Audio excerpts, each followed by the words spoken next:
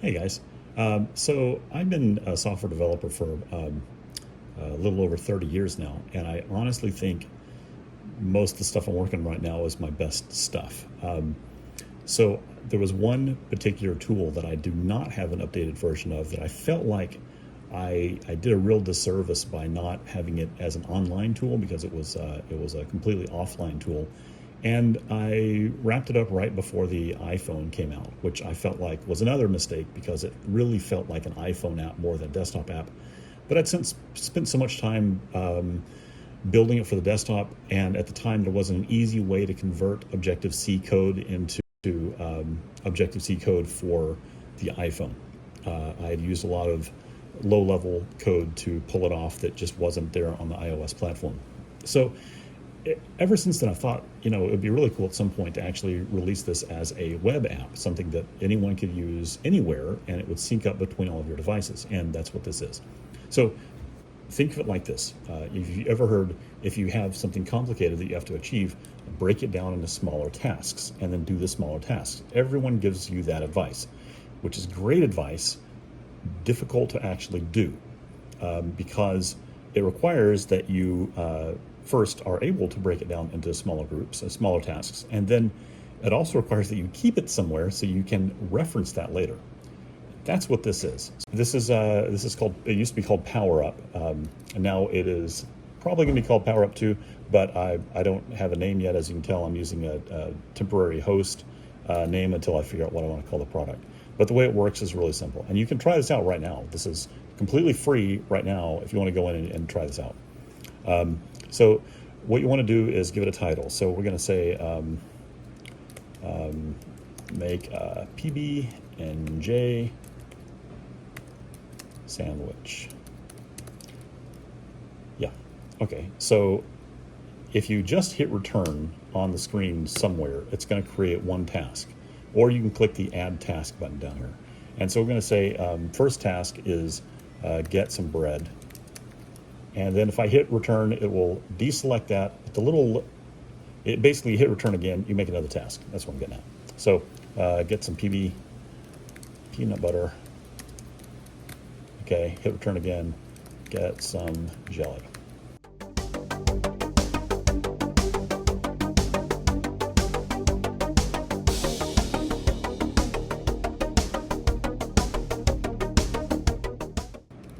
Okay, let's get all those.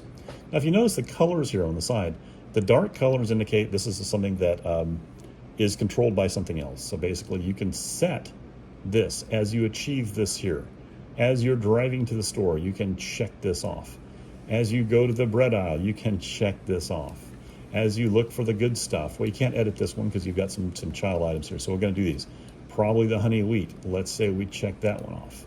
And then we get the normal white break, that's not right, bread, and then check that off.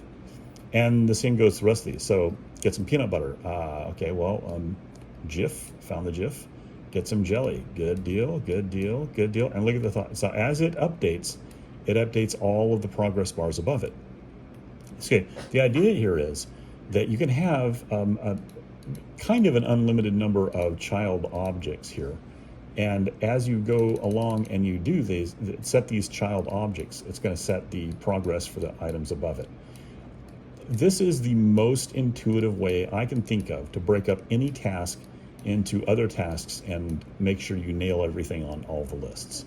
So you take for any process that you can think of, basically you just go in here and knock them all out like this. You can go just add a task, create your main task, like this would be like the top level tasks.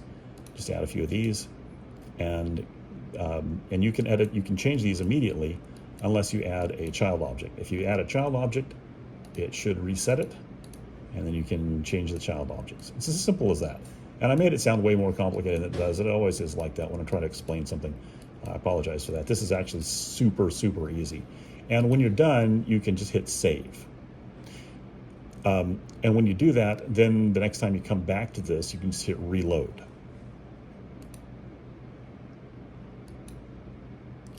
So here are some issues with Glycon that I'm working on right now, and I'm using this to basically track those. So I could just go in here and go save. There we go. And the next time I come here, I could just reload it, and here we go. Let me know what you think, if this is something that is useful to you or not, and if you have any suggestions. Thank you very much. Have a great day. I probably should have said this earlier, but just go to this weird little URL I'm going to post here, and it will work in your web browser only, and it will reload only to the web browser that you have tested this in. You can't see anyone else's stuff at this time.